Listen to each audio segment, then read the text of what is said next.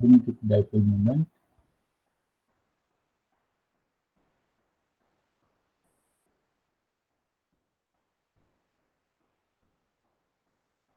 given by some mu. It's a vector quantity, so it is mu in magnetic field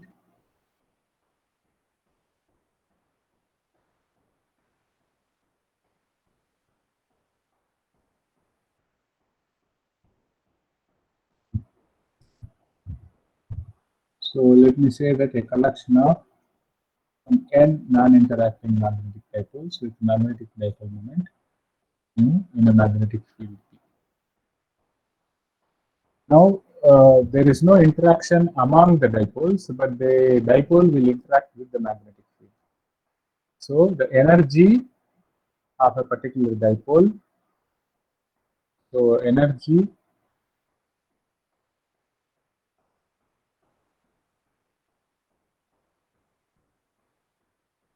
of a dipole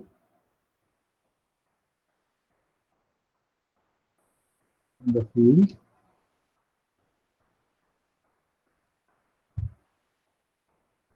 is given by minus mu dot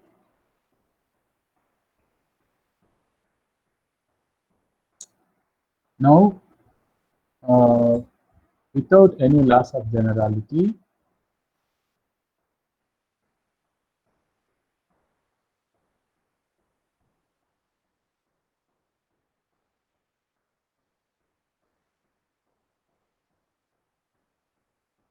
you can choose z axis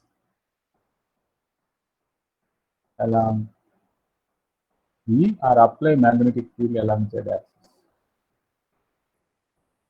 so that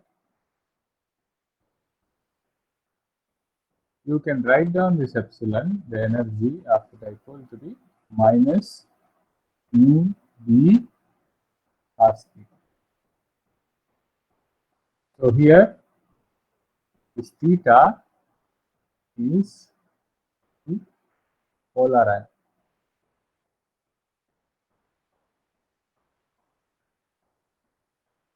In spherical polar coordinates.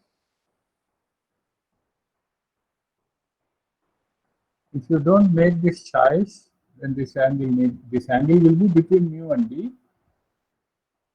but it is not necessarily polar. If you make this choice, then this becomes the polar angle. Now, one advantage of non-interacting systems is that there is a calculational advantage.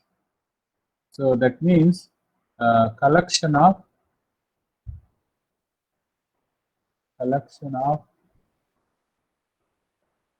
dipoles is non-interacting. This is true with all non-interacting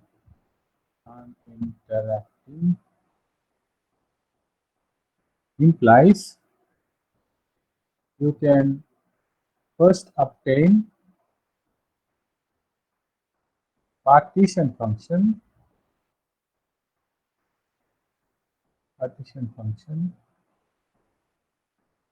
for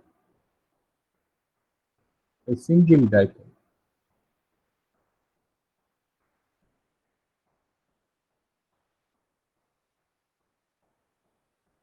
Let us call it, let's say Z1. And then the total partition function can be written as Z1 raised to the power 2. This is something which we can do whenever we are dealing with a non-interacting field.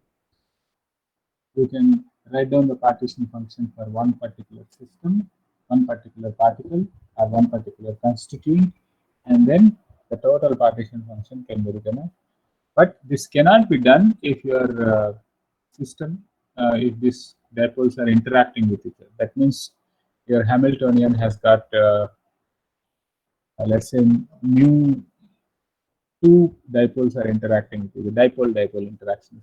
Then you cannot do it. But in this particular case, we are assuming that it is not there, so we can do this. Now, classically,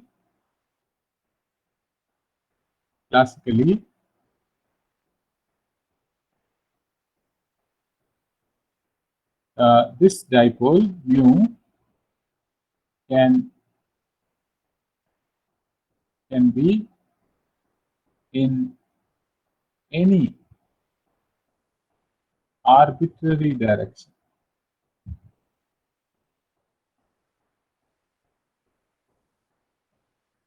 Arbitrary direction.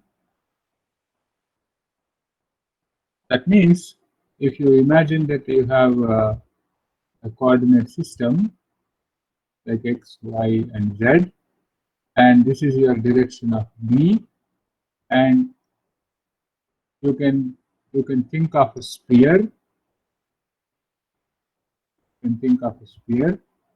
And this mu, the tip of the vector mu, can be anywhere on the surface of the sphere,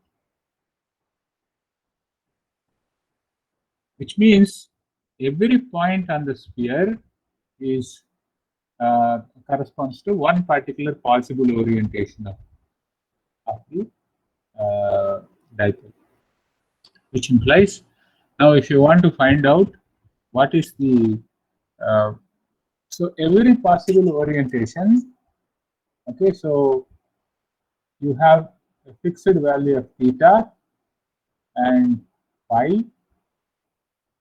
This defines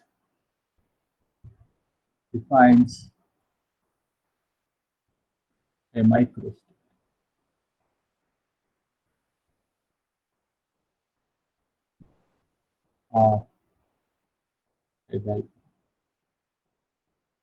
Like in the previous case, if you remember, in the spin-half case, we said there are two microstates.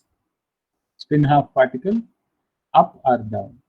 But here, this mu can be in any orientation. That means if you fix your theta and phi, then that defines a microstate. And what is the energy of that microstate? Energy of that microstate is given by minus mu b cos theta. Doesn't depend. Energy does not depend on phi, but that is mu b. So now you can ask a question: what is the probability of this microstate? Probability of this microstate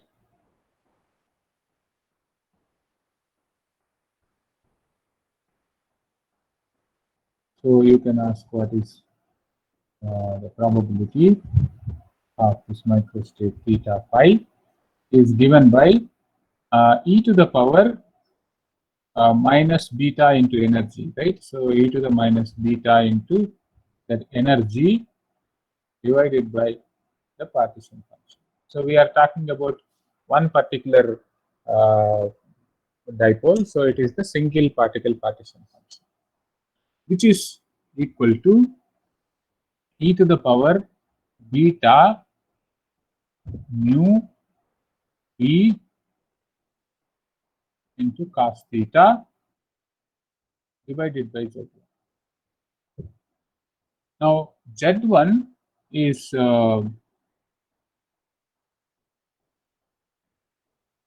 so we have to ask what is z1. Z1 is nothing but, you have to write down for each microstate its energy. That means e to the power beta mu b cos theta, and you have to integrate over the entire sphere. That means you have d of cos theta into d phi, and you have to integrate t of cos theta from -1 to +1 and d phi from 0 to 2 phi. d phi from 0 to 2 pi. So this is our sum over all the Boltzmann factors. Okay, remember, since theta and phi vary continuously, instead of summing, I have to integrate. Okay, so this is how I get this Z1, and I can write down this in terms of. Now, suppose if I want to ask what is the magnetization, so I can ask what is the magnetic moment. So average to magnetization, this is a macroscopic property. Magnetization M can be defined as you have mu and the component of mu along B, that is essentially mu cos theta, average value of this multiplied by the total number. Okay, so this will be your magnetization. So this average is what is an ensemble average. So how do I get this? And to obtain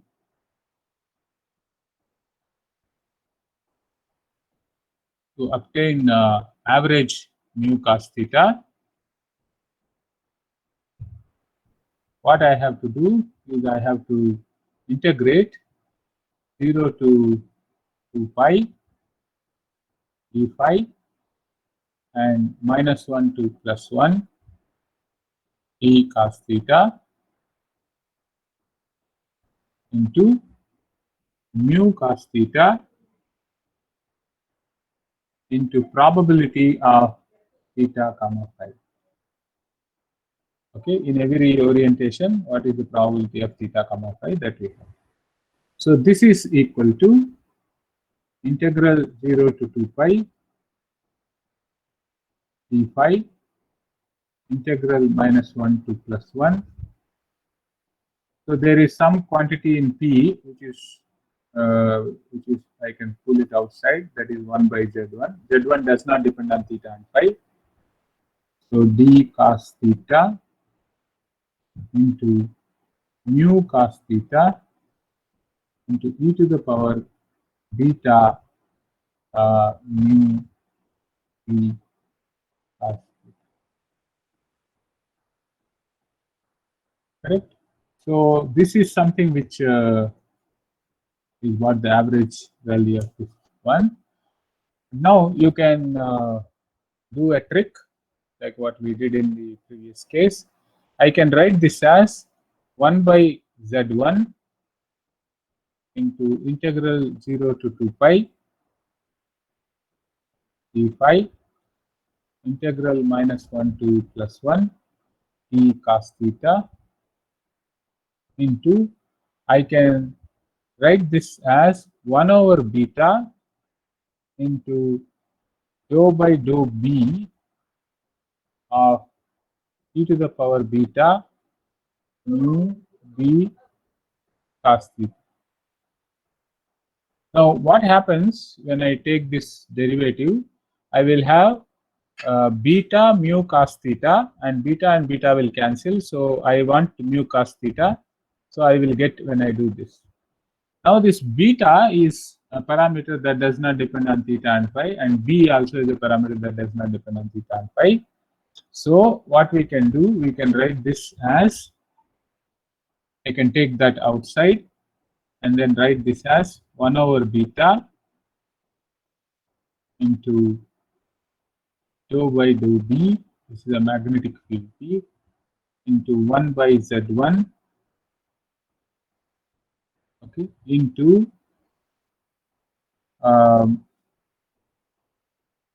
sorry, I think I should not write it like this, 1 by Z1 into dou by dou b of integral 0 to 2 pi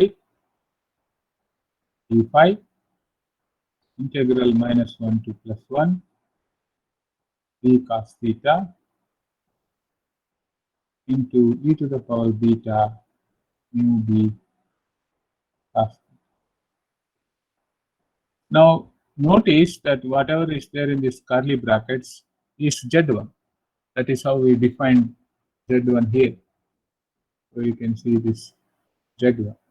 So this is actually equal to 1 by beta into 1 by Z1 into dou Z1 by dou. Or in other words, you can write this as 1 over beta into dou by dou b of logarithm of Z.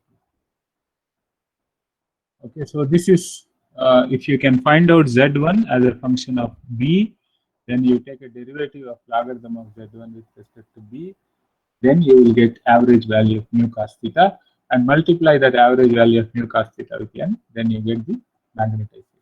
So this is, so that means the important point here is that we have to find Z1. Okay, so let us find this Z1. We have to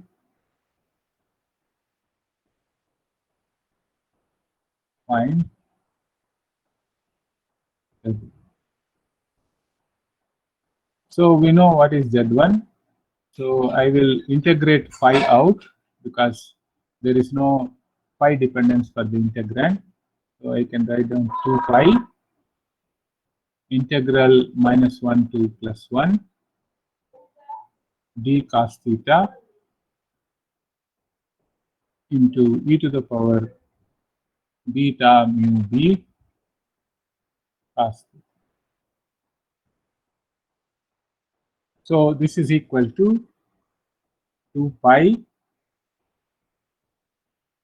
I can write this as e to the power beta mu b cos theta. Cos theta is like a variable now, divided by beta mu b, and I have to evaluate this from cos theta is equal to -1 to cos theta is equal to +1.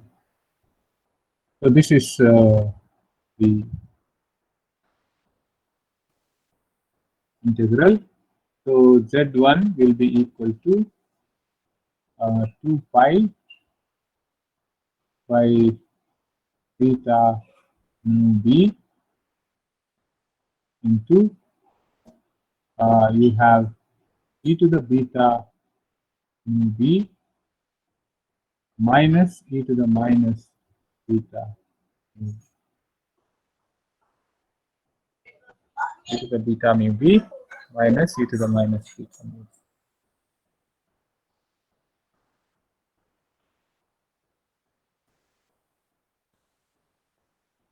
Okay, so this is our Z1.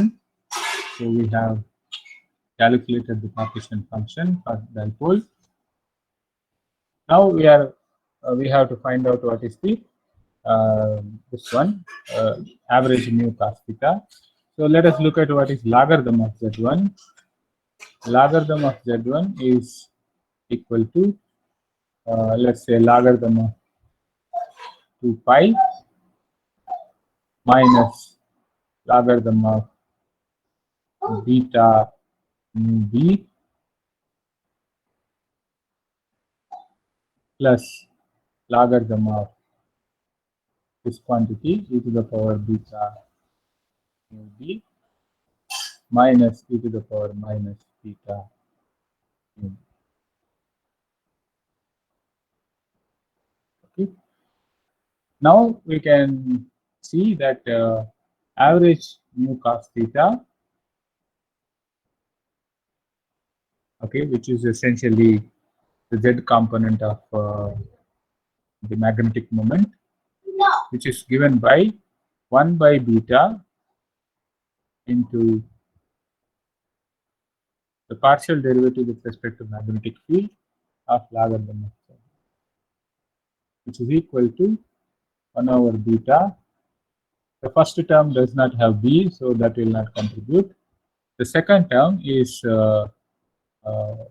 1 by beta mu b into beta mu. 1 by beta mu b into beta mu. That is this term. Then we will have plus 1 by e to the power beta mu b minus e to the minus beta mu b, and of course I have to take a derivative of this quantity, that is e to the power beta mu b into beta mu minus, this will be plus e to the minus beta mu b into beta.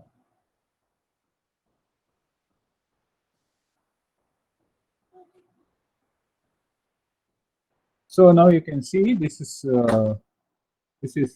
my average mu cos theta. So that is equal to, so I have this beta mu will cancel with this beta mu.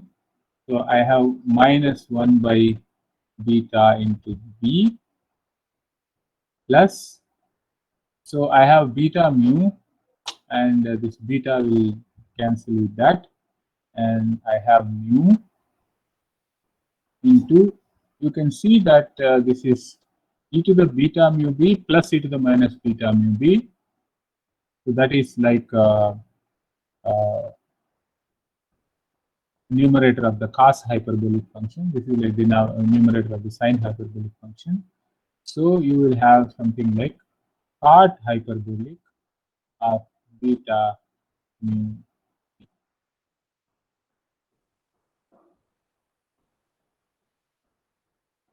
Okay. In other words, I can write it in the following fashion. This I can write it as, suppose if I pull out mu, then I have cot hyperbolic of beta mu b, cot hyperbolic of beta mu b minus 1 by beta mu b. Because I have pulled out mu, I have to put a mu here. So this particular, so if you define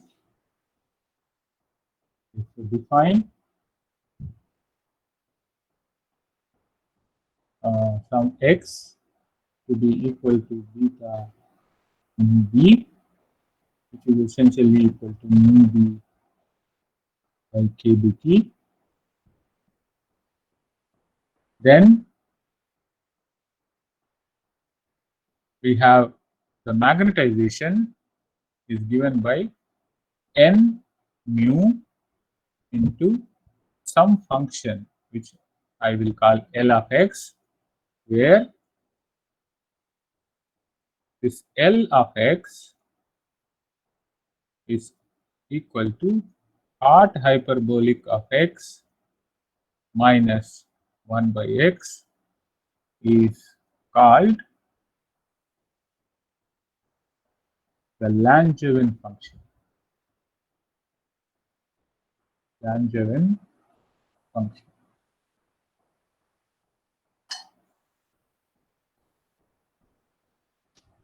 So the magnetization is like this, and if you look at how Langevin function looks like, if you plot Langevin function as a function of x, suppose x is in this way and L of x. Okay, so when x is very small, it will be more or less linear, and then it actually saturates for large value. Okay, and this saturation happens at 1. Now you can see that x is large.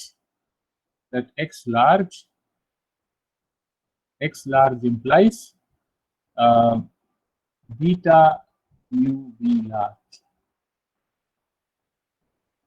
Okay.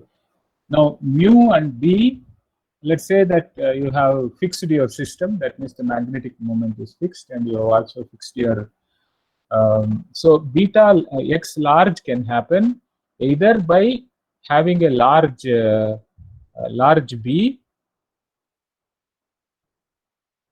or small beta.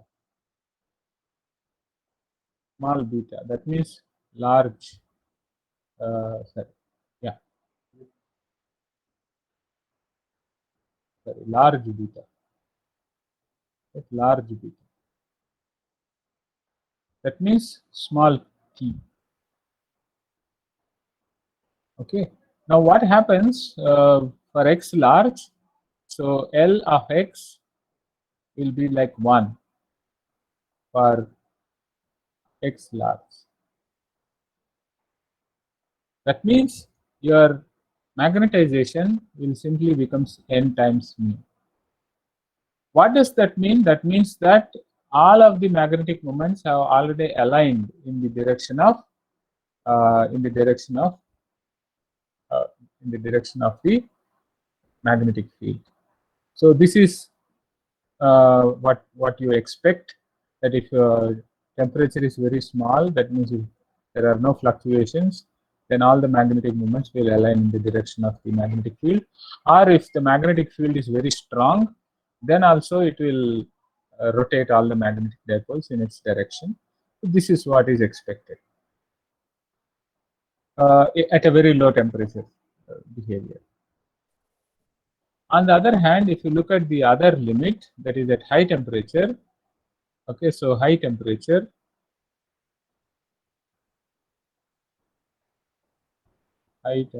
limit.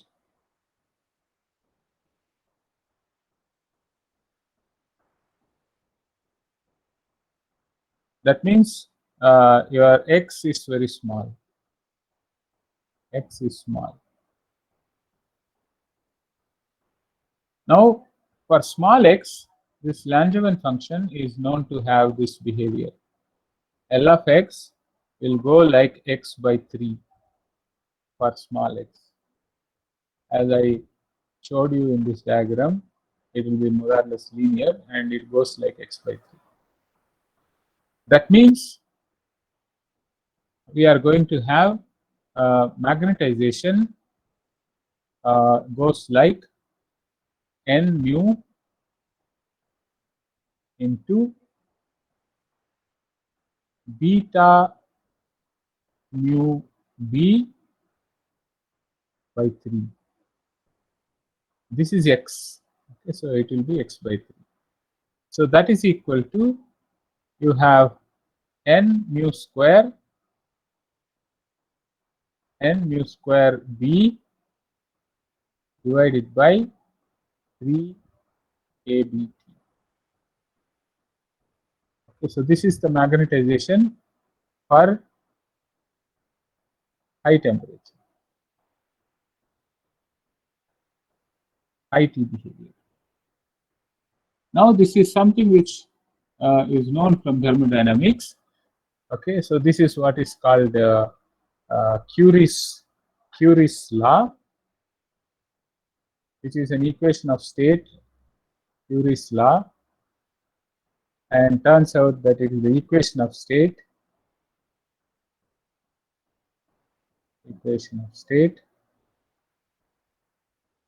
for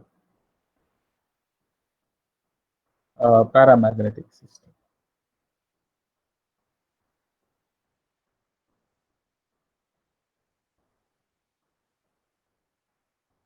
Okay, so one can define the paramagnetic susceptibility. So paramagnetic .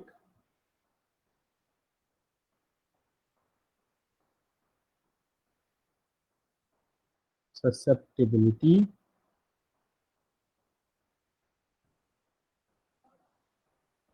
you can define this as dou m by dou b, which is in this case is n mu square by 3 kb, and which is what Curie's law says that it is c by t. This is called Curie constant. So we are now able to derive an expression for Curie constant from statistical mechanics, and the Curie constant c is equal to n mu square divided by 3 kb. Now what you do, in general you can do an experiment. So you do an experiment and find out chi versus e, because this is what you do an experiment. Okay, chi versus t, and then from this graph,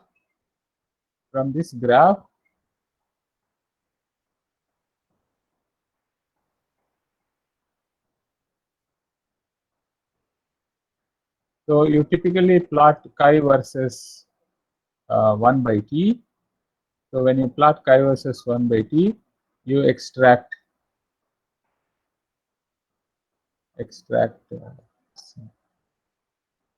okay. Now you can calculate c from here.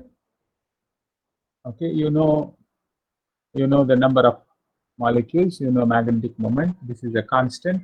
So calculate c and then compare these two.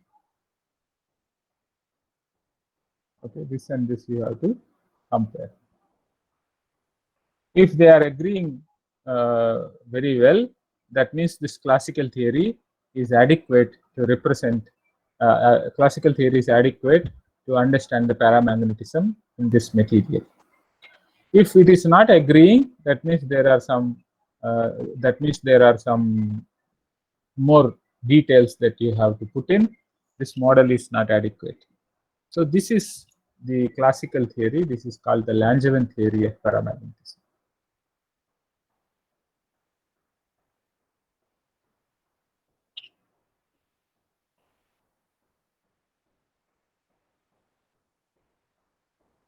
Okay. So any questions at this point? Sir, here we have treated the magnetic dipoles as non-interacting. So at least for some materials, this theory works with Yes, experiment. yes. For some So, materials it will work. so we can say the magnetic interactions are very small.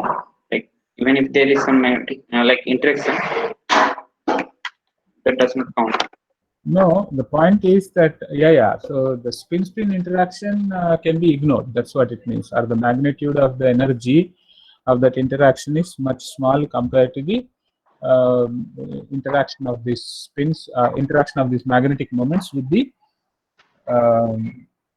magnetic field. That's what it means. They are not dominant.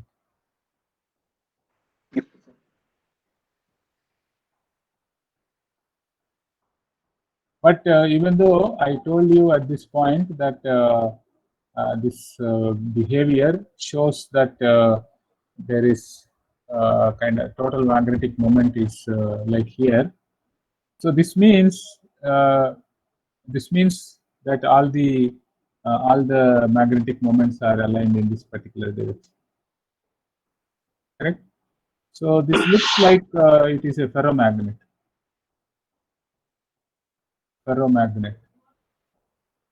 Okay, but you want to understand the a transition. Okay, so that is paramagnetic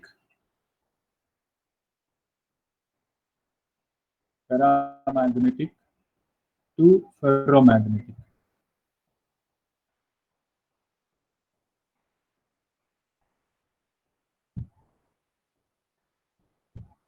phase transition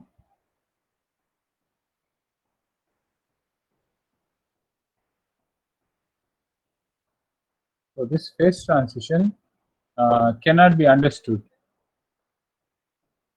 cannot be understood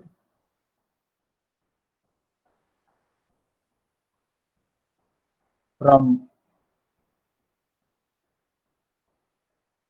such model. Why we cannot understand? Because a phase transition is always it occurs as a result of some computation.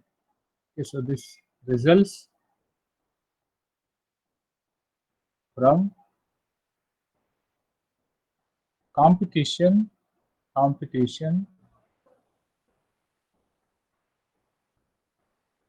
between thermal energy kBT and interaction energy.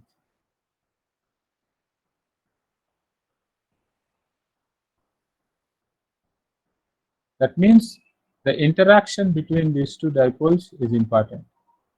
So whenever thermal energy is dominating, you will have a disordered phase like paramagnetism.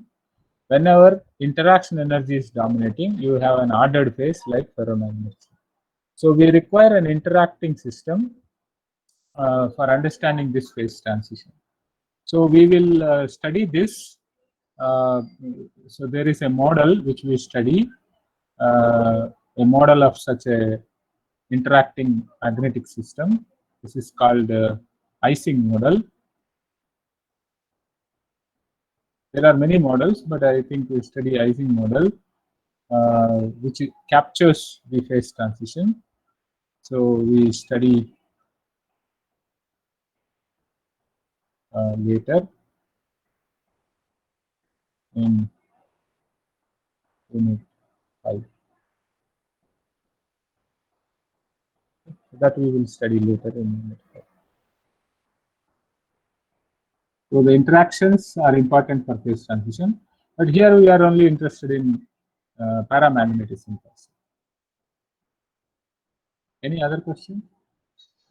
Sir, so like he asked, so this function is applicable only to the paramagnetic materials? Yes, this function. This is a theory of paramagnetism. Okay.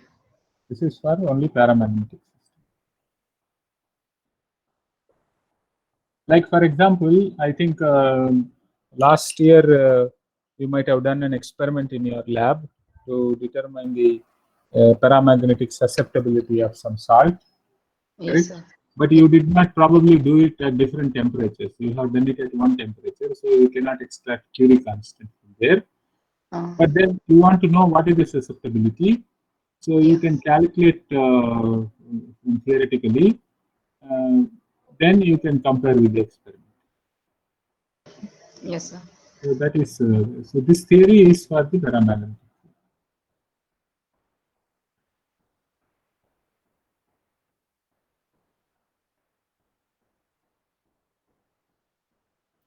Sir, can you summarize whole thing? Whole thing means whole of this. Sir, Today, from first onward. that is from today's lecture only. Yeah, sir. Yeah. Okay. Okay. So what I am saying is that I am considering a collection of dipoles. So the system is something we should first get a good picture.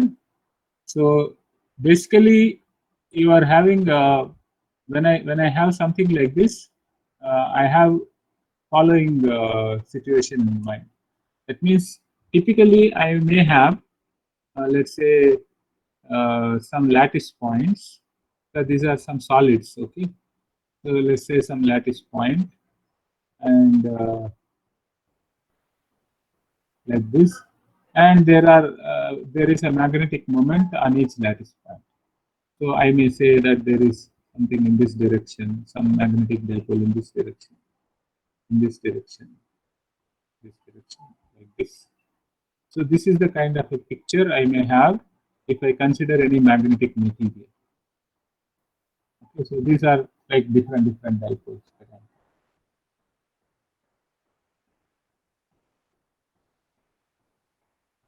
Okay, now what I do is that I apply a magnetic field along this direction. Let's say this is my B field. Now what happens that each one of this fellow can be in any possible orientation that, for example, what I have drawn here is 1 microstate. Okay, this is 1 microstate.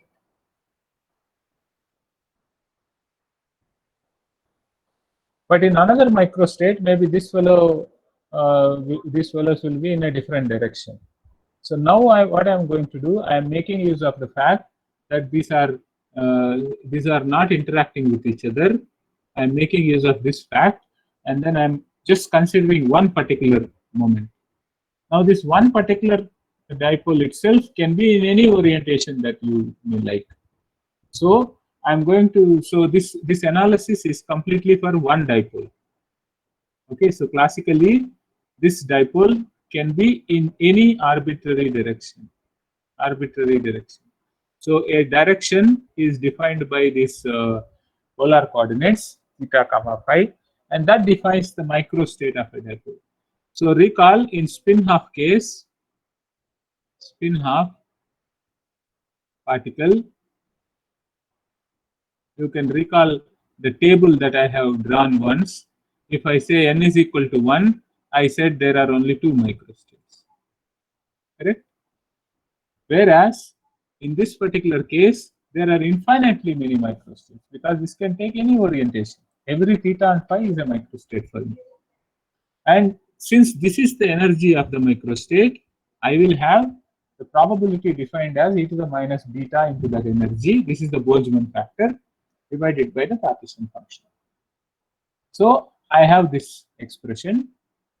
Now, what is Z1? Z1 is simply sum over all possible Boltzmann factors. Since here the energy is continuously changing, is a function of theta and phi change continuously, I have to integrate over the entire sphere from -1 to 1 with b cos theta and 0 to pi. That is what is Z1. Now I have to calculate this Z1, and before I calculate this Z1, I am trying to define a magnetization, which is, since I am applying a magnetic field in this direction, the component of each of this magnetic moment along this direction is what I will define as the total magnetization. Magnetization is always measured as how much, if all of them are aligned in that direction, then n times mu is the magnetization. If half of them are in that direction, half of them are anti-parallel, then it will be 0. So that is how the magnetization is defined. So I am trying to write down this average value of mu cos theta according to the definition of average quantity, and then I'm trying to show that that can be written in terms of the derivative of the logarithm of partition function. Okay, so then I try to find out what Z1 by integrating this out, and then calculate average mu cos theta by using this just derivative, and then I'm going to define this as a Langevin function, which is cot hyperbolic x minus 1 by x is called the Langevin function. So you can say that this Langevin, so the magnetization is the final expression that I have. Now I am trying to ask what happens if x is very large, then it will saturate, the value becomes 1, then m is equal to n mu. Now x large can happen in 2 ways, that is your magnetic field can be very strong field, or the temperature can be very low. In both cases, you have kind of all spins aligning in the direction. This looks like a paramagnetic case. More interesting situation is at high temperature, because this is valid there. At high temperature, this Langevin function will go like x by 3. Okay, so you can Taylor expand this and convince yourself that this L of x goes like x by 3 up to linear in x. Then if I do that, I can say that I can compare with the Curie's law, derive Curie's law. This is the first time we are deriving Curie's law. In thermodynamics, Curie's law is just an empirical fact. It's a fact of the experience. But here we are deriving Curie's law. Not only that, the Curie constant is getting estimated.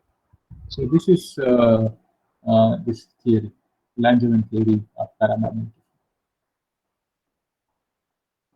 Is that fine? Who asked this? Who asked me to summarize? Sir, Shweta. So is that fine, Shweta? Okay, sir. Okay. Sir, Yeah. sir, we have only used the Z1. When do we use the Z? Like here we're considering for 1 microstate. Yeah. So you could have actually used Z. So let us say that. So at this point, okay, at this point you can use Z is equal to Z1 raised to the power n. Okay. So if you use Z, then what happens is you can see here I did not use Z because I am defining the magnetization. I am defining magnetization as n times mu cos theta average. Okay. Supposing if I don't write this n here, if I use total partition function, then I will get m directly from the total partition function. That is the only difference. Okay, so that is the only difference. Yeah, anybody?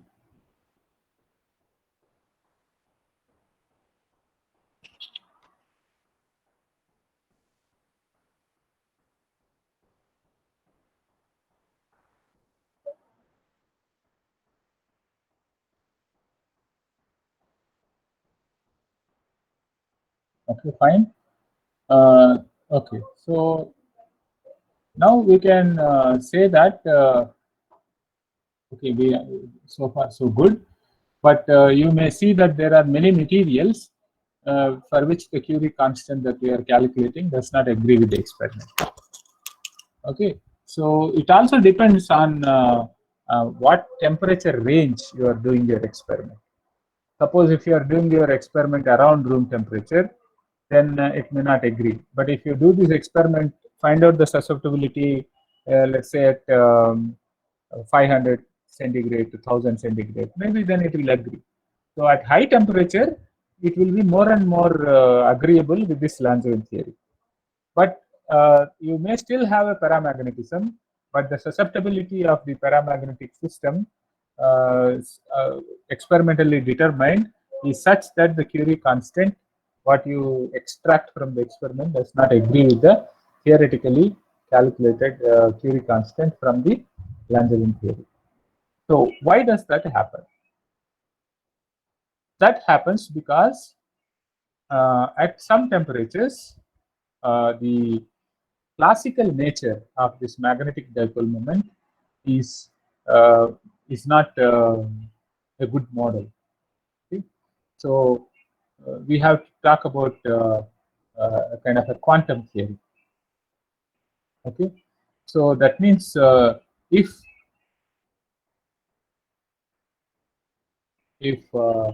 mu, the magnetic moment,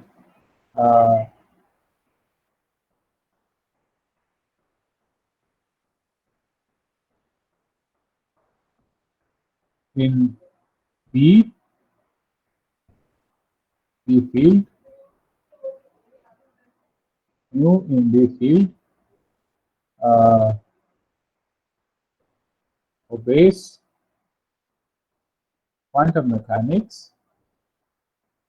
That means it cannot take arbitrary orientation. So mu cannot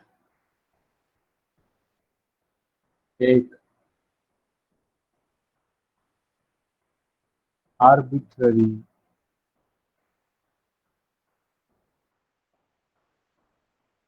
orientation.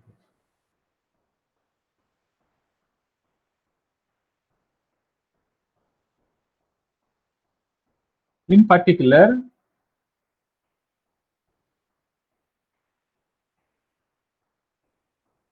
you can define your mu to be equal to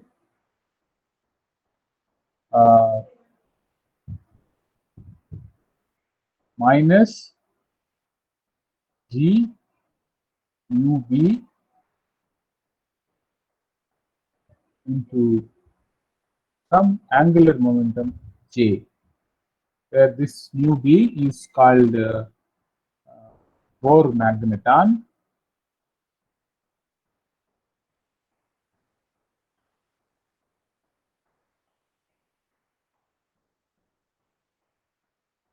I think I am not.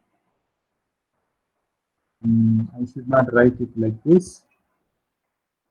So let's say mu b.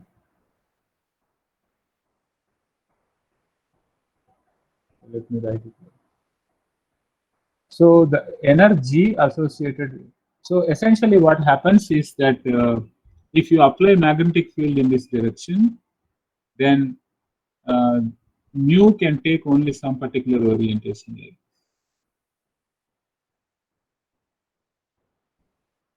These are the possibly allowed orientations, such that when you take energy which is equal to minus mu dot b, and if you assume that b is along z direction, continue with the same assumption. If you assume that, then there is going to be this mu is related to angular momentum, and there is a jz, that is z component of the angular momentum, which has eigenvalues, namely h cross into m.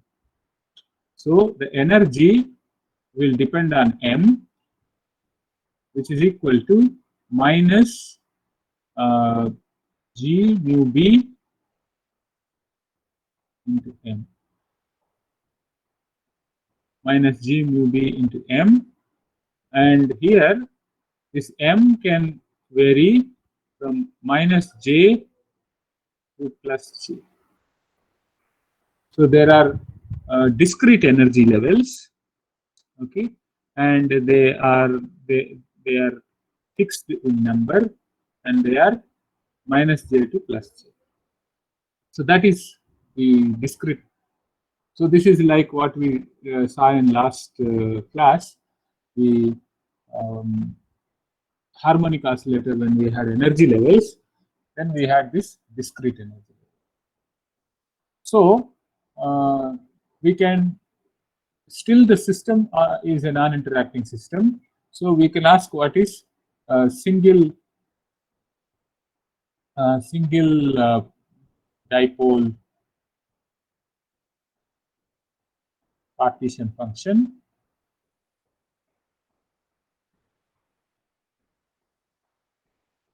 Single dipole partition function.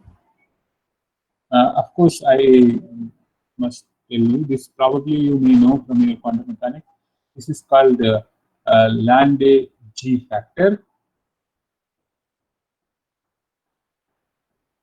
and this is called Bohr magnet.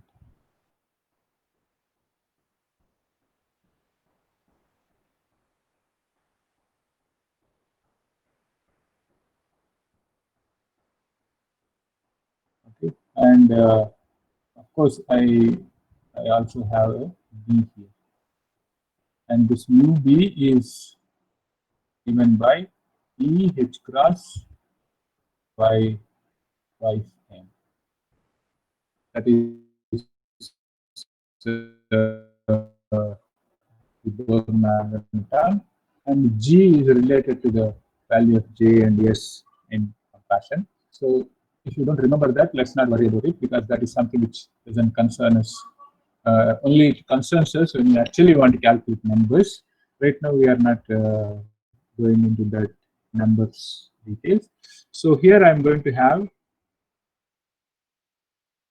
a single dipole partition function, which is equal to I have sum over m is equal to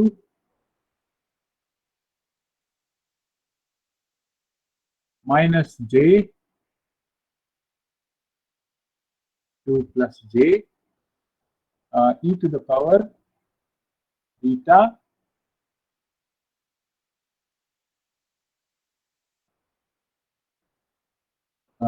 g mu b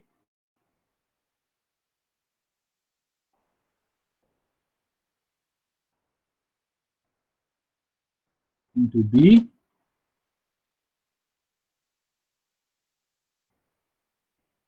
into n. So this is so this is what I'm doing.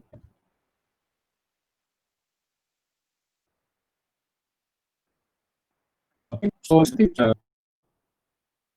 I do. So all that I do is so this is if you put this and this, so in this power, so let's call this entire thing x.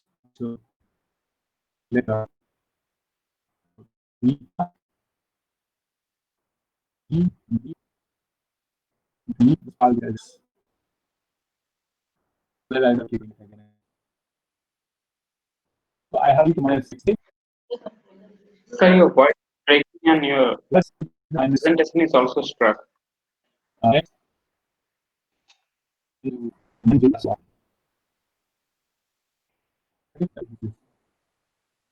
X into minus 1 plus e to the x into minus j2 etc. will be equal to 0. Sir,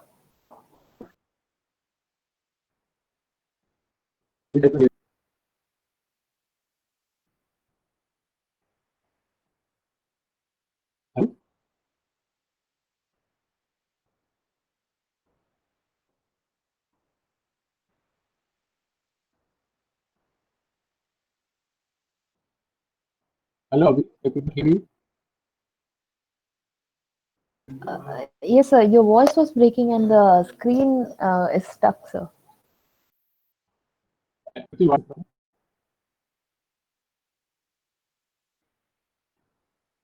Hello. Yes, sir. Can you hear me?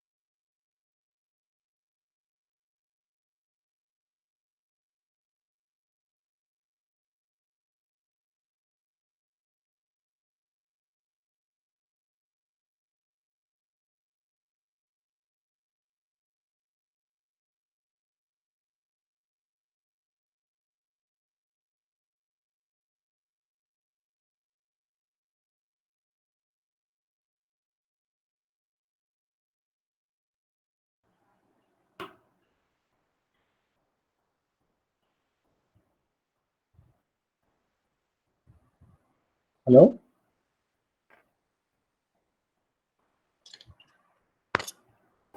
Yes, sir. Can you hear now? Am I audible now? Sir, Yes, sir. And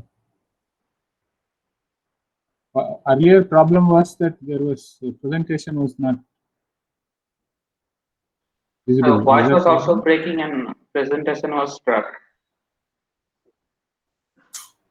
Oh,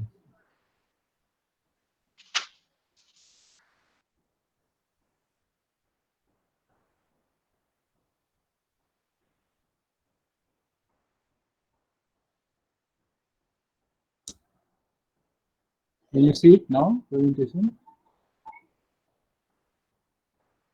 At screen? Yes, sir. Okay. So what I'm doing here is I'm trying to expand this series. So I'm going to call this beta g mu j whatever this quantity as x. So I have e to the minus xj like that, and there will be one term corresponding to m equal to 0, and then you will have all other terms up to e to the power xj. Okay, so this is the this is the kind of series that we have. Now I can I have to sum this series, and summing this series is so what I will do is I will write this as suppose if I pull this out, e to the minus xj, suppose if I pull it out, then I will have 1 plus what I will have here, that is I am pulling out e to the minus xj, correct? So e to the minus xj plus into e to the x, right? So I will have e to the x plus e to the 2x plus I'll have, and wherever I have 1, I have something called e to the minus e to the xj, okay, plus etc.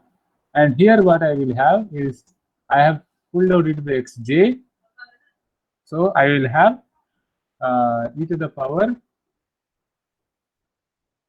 x into 2j. Is that clear?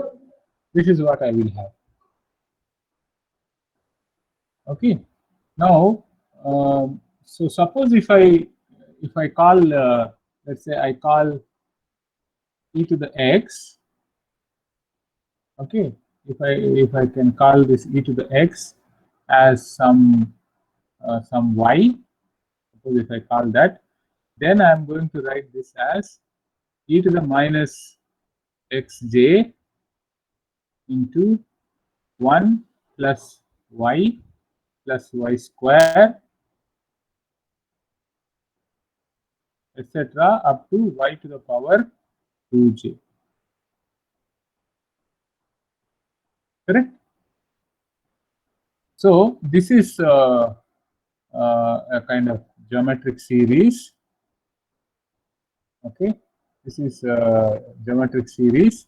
So like in the previous example that we had seen, that if you have a geometric series,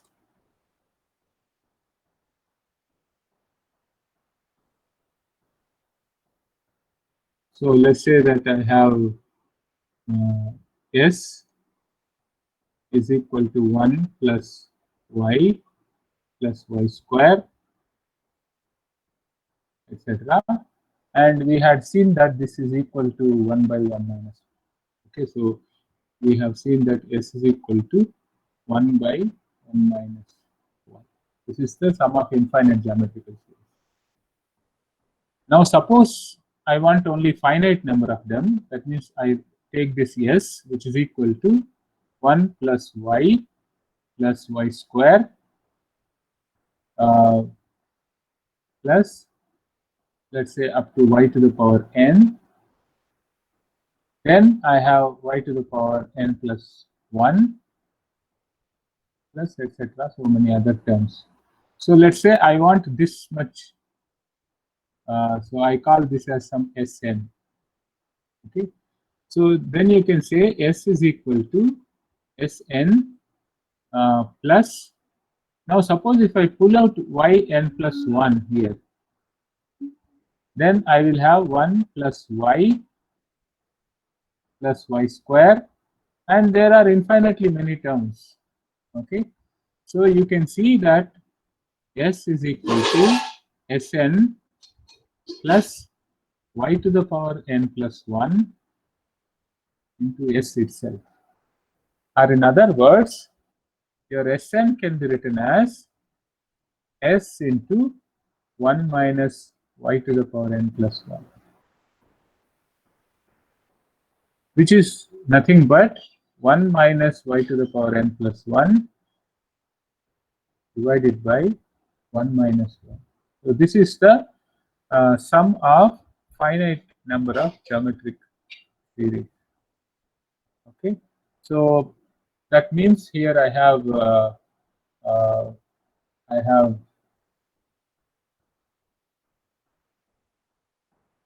so this can be written as e to the power minus xj into 1 minus y to the power, here I have 2j, that means 2j plus 1 divided by 1 minus 1, which is nothing but e to the power minus xj into 1 minus, what is x? X is y is e to the power x. So e to the power x into 2j plus 1 divided by 1 minus e to the power x. So this is our first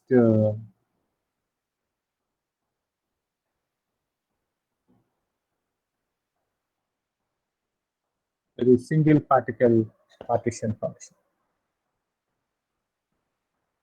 Okay, so you can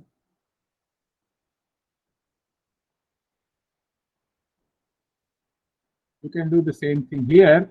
For example, you want to calculate, let's say,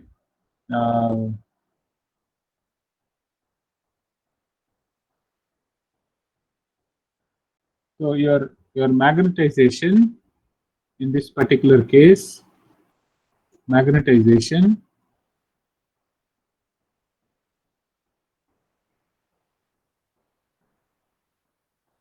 M will be equal to n times the projection of magnetic moment along z direction is given by m, so it will be n times average value of m. Okay, of course, one has to be. So I can basically it is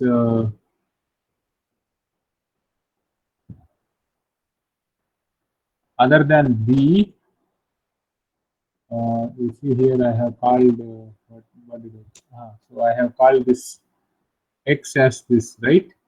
So you have to actually take g mu b into m. That's what you have to. So it is actually there is also a g mu b, because these are constants. I don't have to take inside this. So I have to calculate average value of m. So average value of m will be sum over m is equal to minus j2 plus j m into probability of m. Now what is probability of m? Probability of m is minus j2 plus j 1 by z1 into m into e to the power beta g mu b into m divided by this. Correct? Of course, there is a b. Okay, so this is nothing but I can take this as 1 by z1 into sum over m is equal to minus j2 plus j, and let me write this as m into e to the power xm. Okay, so I have defined x as this beta g mu b, right? So that implies I have 1 by z1 into sum over m is equal to minus j2 plus j dou by dou x of e to the power xm. Okay, then I will get m here. So that is nothing but this is dou by dou x of 1 by so 1 by z1 I have to put it here into this is z1 itself. So that is nothing but dou by dou x of logarithm of z1. Okay, dou by dou x of logarithm of z1. And that is our average magnetic moment. I have already calculated z1, so we can calculate this average value, and then so average m is equal to dou by dou x of logarithm of z1.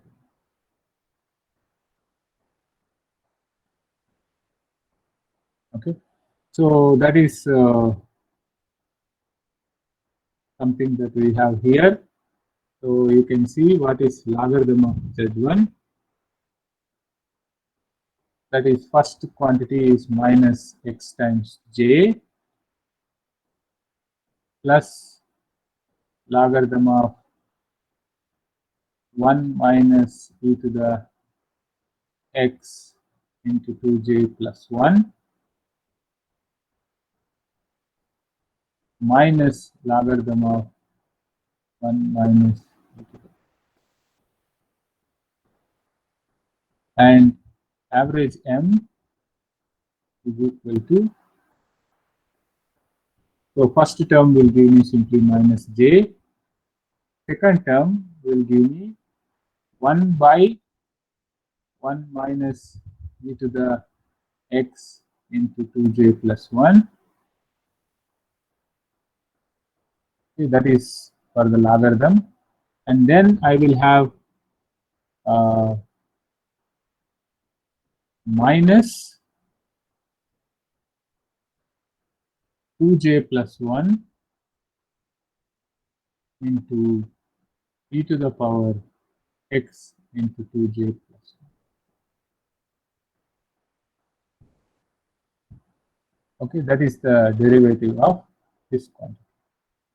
And the next term minus 1 by 1 minus e to the x into minus e to the x. This is my last term. So that is your average value of A, that is m. So you can see that you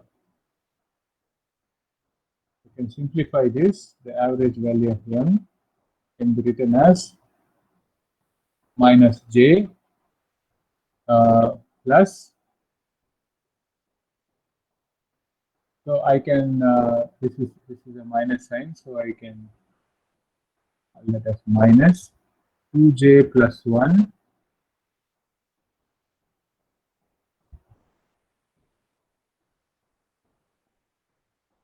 2j plus 1 into so I can actually take this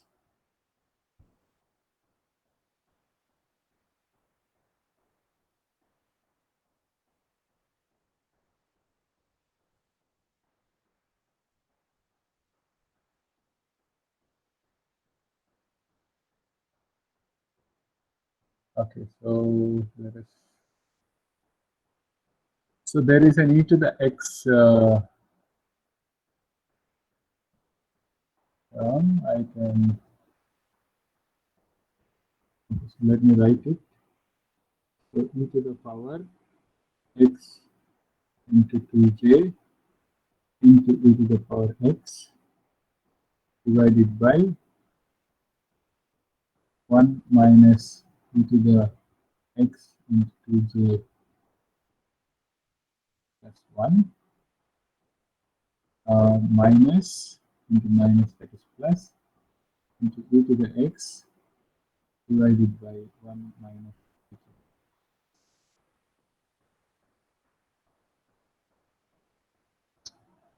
the. So this is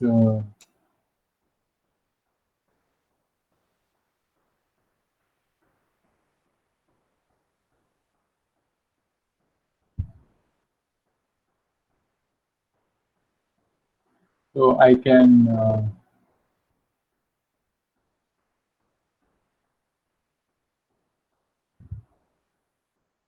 so if I can write this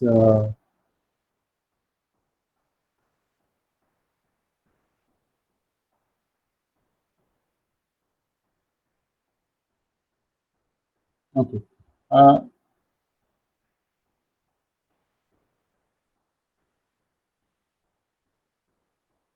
Okay, there is a little algebra I think that I have to do.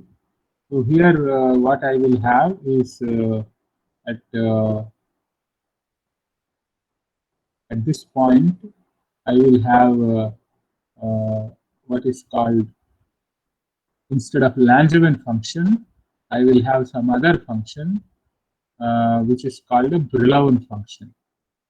Okay, so that depends upon K.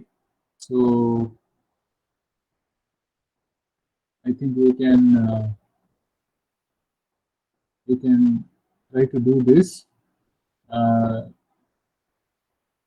what I'm trying to show here is at this point I wanted to show that we will have some function which is, so the magnetization can be written as G mu B,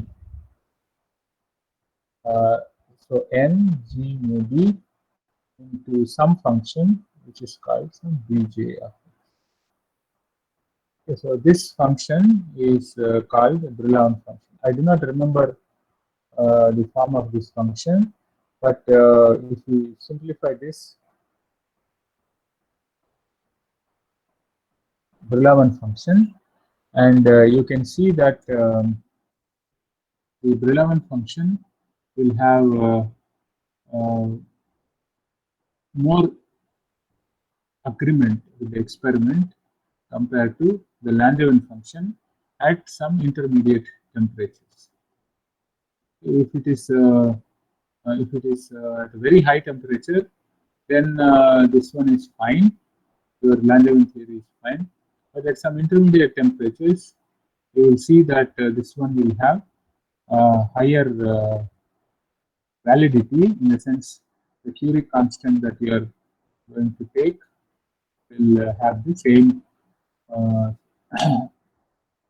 Curie constant agrees with the experiments in a better manner than the other situation. That is, in the situation where we have Langevin theory. So that is what is the success of this Brillouin theory. So the difference between this theory and the Langevin theory is that we have what is called the quantum ideas, where the situation is such that dipole cannot take all possible values.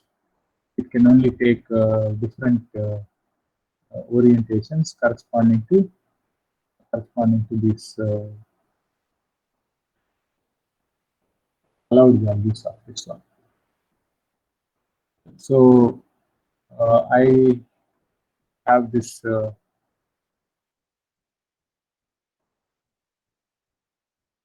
there will be some kind of cot hyperbolic functions involved in the Brillouin function also. So we can try to simplify expression, and to simplify that expression, I think it is better that we write this first in terms of some kind of signs, because this is into the 2j plus 1.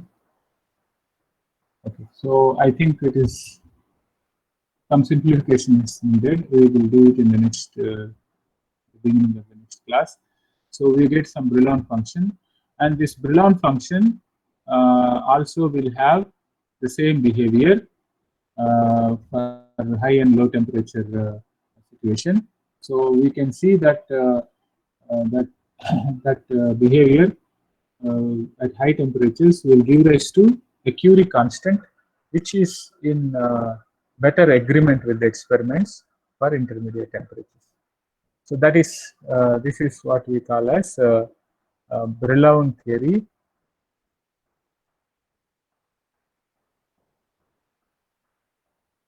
of paramagnetism.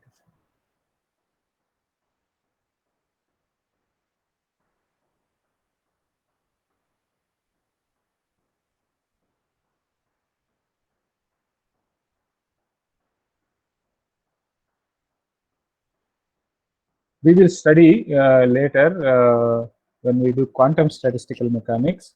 We will also study a theory called Pauli theory of paramagnetism, and that is essentially to understand the very low temperature properties of paramagnetic system, and that is one theory which we will study. Then we will study diamagnetism, that is also in quantum statistics.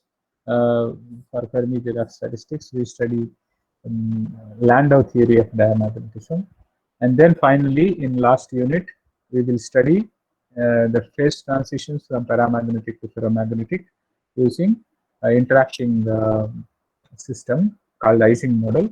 So these four, that is Langevin theory, Brillouin theory, and Pauli theory, Landau theory of diamagnetism, and then finally Ising model for phase transition. So these are the five theories that we study in our course with respect to magnetism. So the Brillouin function I will show you in the next class.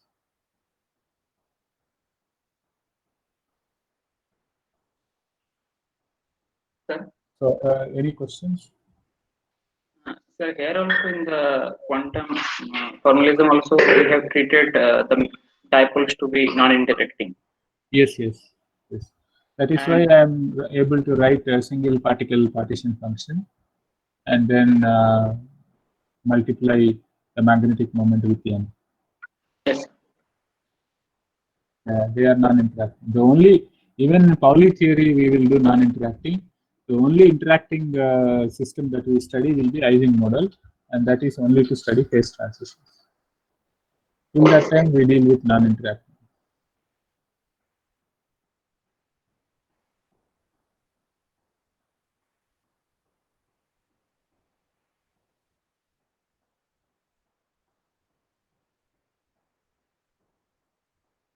Okay, so if there are no questions, then we can close.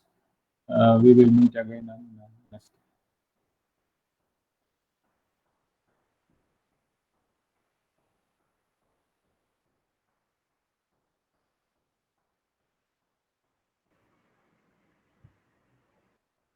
Thank you, sir. Yeah. Sir, sir, Yeah. Yeah. Yeah. Sir. I have doubt in the previous class. In the previous class, you defined mode and said that mode can be realized in many ways. Yeah. Can you explain that a bit more, sir? That is suppose just like in the previous problems that we did, if you have two possibilities, that is up, down, left, right, like that, then suppose if you say that there are n1 of them in the up and n2 of them in the down, but n1 plus n2 has to be equal to total n, right? So in that case, we said the number of ways in which this can happen is binomial distribution, correct? Yes, sir. Factorial n divided by n1 factorial into n2 factorial. It turns out that n2 is n minus n1, correct? Yes, sir. Now, suppose you can ask a question if there are many possibilities. Okay, suppose in this particular case, I am saying there is a energy E1, energy E2, like that, and there are n1 number of particles in the E1, n2 are in E2, but I don't bother about the internal arrangements, but they also will give rise to different microstates. So we can ask a question: in how many arrangements can we get this mode realized? Correct, and that is what turns out to be that multinomial coefficients. why we call it multinomial? Because suppose if you take x1 plus x2 plus x3 etc. xn raised to the power capital N, let's say. Okay. Then if you want to expand that multinomial expansion, then the coefficients turn out to be this We'll have coefficient. n factorial divided by product of nj factorial. That's where I have a doubt, sir. Those n1, small letter n1, small letter n2, small letter n3, those are integers, sir. Yes, yes, yes. There are some number of particles. Those are So I think your doubt probably is that if they are integers, how we are treating them in calculus. calculus. Yeah, Yes, sir. That's where my doubt. That is to that extent it is a little bit of abuse of notation. There is no doubt, but that does not really create a problem in terms of understanding physics, because these numbers are very large, and when you take a small difference, your difference is 1, but that difference of 1 can be infinitesimal compared to the largeness of these n's. In that sense, such a derivative can be legalized, but strictly speaking, it is a little bit of abuse of notation. Okay, so that's where I got confused, sir. Yeah, so it's a genuine confusion only, but please understand it that when I take whenever you take difference, if n's are integers, then delta n can be 1. But if n is so large, this 1 can be considered as infinitesimal. In that sense, we can push in this calculus and then use it.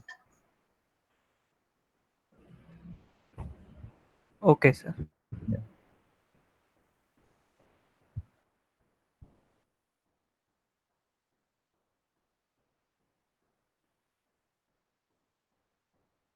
Okay, Shruti, then can we close? Yes, sir. Thank you, sir.